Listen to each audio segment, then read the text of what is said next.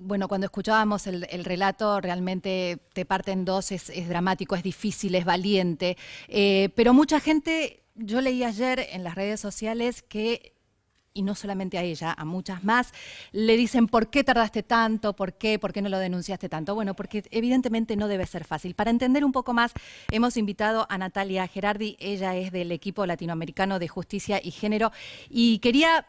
La primera de las consultas, quería preguntarte esto, vos que sabés un poco más, ¿por qué somos tan impacientes? ¿Por qué no esperamos a la víctima? ¿Por qué descreemos de la víctima? ¿Por qué la seguimos juzgando? ¿Y por qué la justicia no tiene los mismos tiempos que la víctima? No sé si Bueno, son creo varias preguntas. que le trasladamos a las otras personas lo que imaginamos que haríamos nosotras mismas y seguramente tampoco eso es cierto. Creo que cuando hay situaciones de violencia, en las diferentes manifestaciones, lo primero que tardamos en hacer muchas veces es admitirlo frente a nosotras mismas.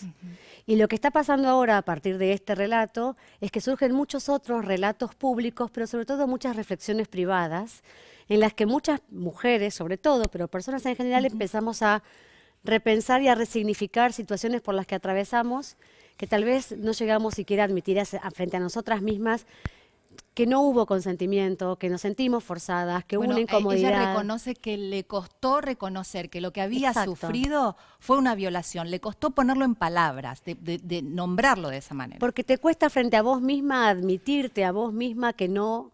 que sufriste esa forma de avasallamiento tan básico de tus derechos, de tu humanidad más Natalia, principal. En otros casos, y en este también, no tan explícitamente, pero se ha vislumbrado, la famosa, una especie de teoría de los dos demonios, ¿no? De decir, es la palabra de ella contra la palabra de él.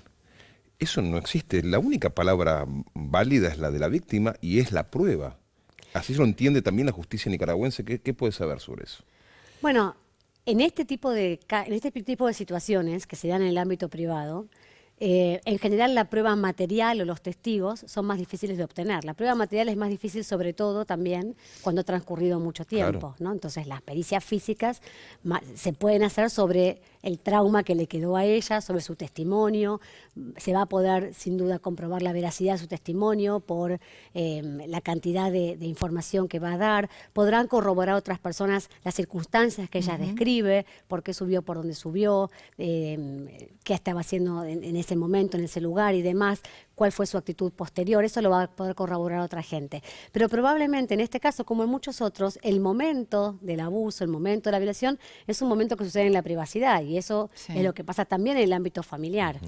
Entonces, no es solamente la palabra de uno contra el otro, es la palabra y las circunstancias que rodean el caso y la veracidad que tenemos que entender primero a partir de la palabra de las mujeres.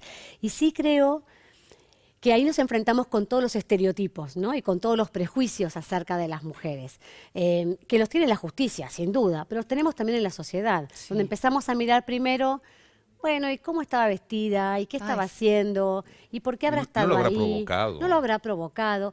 Y ese es uno de los principales temores que tienen las propias mujeres para decirlo en voz alta desde el inicio. Porque cargan ellas mismas, nosotras mismas, con toda esa carga de prejuicios y de estigma y de temor entonces. Es decir, mi palabra no va a valer, mi palabra no se va a escuchar. O querés sacar algún rédito de esto. Me van a empezar a mirar a mí antes que al abusador y entonces mejor hago de cuenta que no pasó.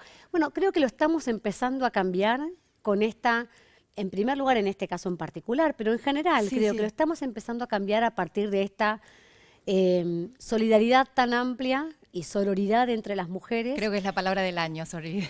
Creo que es una palabra que se ha aprendido y se ha difundido y que más allá de aprender la palabra, lo central es aprender el significado, es apropiarnos de lo que significa la sororidad. Es la solidaridad entre mujeres, es la empatía, es la posibilidad de creernos y que nuestra palabra valga y que el valor que tiene decirla públicamente sea reconocida como tal. Cuando comenzó Calu Rivero, sola, la verdad fue sola y la dejaron sola con su denuncia, aparecieron dos actrices más, que los episodios habían sido antes. Y quedó ahí, ellas tres solas, y apareció ahora Telma. Y ayer estalló la línea 144. ¿Pensás que esto va a continuar, que se ven, que las mujeres nos sentimos apoyadas por otras mujeres, abrazadas, y esto va a continuar, o va a quedar acá 2, 3, 4 días más y otra noticia va a tapar a esta y se va a quedar ahí? Otra noticia tapará a esta tal vez, pero no a este movimiento, Claro. no a lo que sucedió, lo que está sucediendo. Esto es como, si lo miramos un poco en perspectiva, es la evolución, primero de 30 años de encuentros nacionales de mujeres en Argentina, que es único en el mundo. En la región, cuando viajamos, cuando estamos en otros espacios, nos preguntan, ¿cómo llegaron acá? ¿Cómo hicieron en Argentina para construir este movimiento, para que esté en los noticieros, en la palabra de todo el mundo, en la academia, en las redes sociales? Y lo que se hizo fue construirlo a lo largo del tiempo, con muchas idas y vueltas y con muchas complejidades, y esto es la derivación de todo ese movimiento. Creo que este caso no se va a callar por las personas que lo han tomado y lo están acompañando, pero más allá de eso, este movimiento solamente puede moverse hacia adelante. Creo que el gran desafío es pasar de la sorpresa, del estupor, de la responsabilidad individual de una persona, de este o aquel o el próximo, a la responsabilidad social por un lado, pero del Estado también. Acá fallaron muchas cosas. Sobre ese tema me quería detener. Está bien que en este caso particular deberá ser la justicia nicaragüense la que actúe y hasta la que puede solicitar en breve, quizás, o en un tiempo prudencial, la captura internacional a través de Interpol, si así lo decide. Pero más allá de eso, hay como una especie de divorcio entre el sentido común, que es el que dicta la condena social. Normalmente la gente no se equivoca, ¿eh? La condena social en este caso fue rapidísima, porque hay una sumatoria de casos y de evidencias tan claras que condenan socialmente a una persona. Y lo que es la justicia, que por más que tenga sus tiempos, daría la sensación de que muchas veces la principal ausencia es la del sentido común. El Poder Judicial llega tarde y mal, generalmente. Lucía Pérez. Sobre todo en el caso del derecho penal. El derecho penal actúa frente a delitos que se cometieron. Entonces, el derecho penal, en el mejor de los casos, si se llega a tener un juicio justo en un tiempo prudencial y dictar una sentencia, logra la condena del agresor. Y la verdad es que el nivel de impunidad en este tipo de delitos y en muchos otros también es enorme. Es altísimo. Sí. Entonces, la justicia penal siempre actúa después, tarde, que tiene que actuar igual. Pero cuando pienso en la responsabilidad del Estado, pienso en mucho más que eso. Hay regulaciones que deben establecerse y cumplirse y vigilarse. Esto sucede en un ámbito laboral. ¿En qué condiciones se trabaja? ¿Qué mecanismos hay para controlar? Menores. Para que niñas y adolescentes, niños, adolescentes se desempeñan laboralmente, acompañados en ese estado por de quién, vulnerabilidad, ¿no? bajo la responsabilidad de quién, con qué resguardos, sí, ¿no? Totalmente. ¿Quién controla eso? Eso es un poder del Estado que es distinto al judicial. ¿Quién controla eso? ¿Hay alguien que lo controle? Bueno, debiera actuar. ¿Quién debería controlarlo? Supuestamente la productora tenía que presentar en el Ministerio de Trabajo, claro. Bueno, pero es algo legal dentro de todo, pero en lo diario, en lo cotidiano, en la vulnerabilidad de un menor en otro país que le duele la panza, que hay que llevarla, cosas simples que le pasa a cualquier chico, comió de más, hay que llevarlo a un hospital, ese chico está totalmente desprotegido. Imagínate, de ahí escalá hasta una violación que le pudo haber pasado.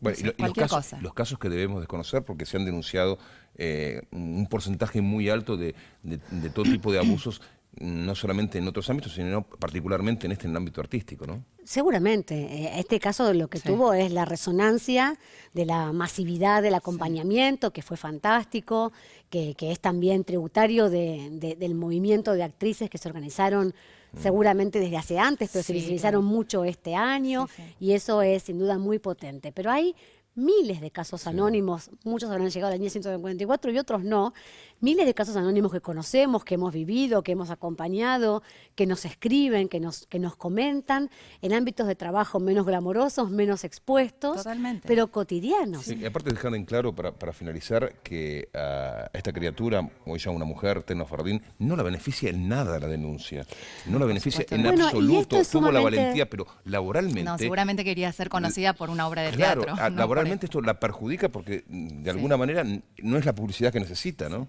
Todas queremos ser conocidas por aquello en lo que queremos trascender y no por los dramas que vivimos.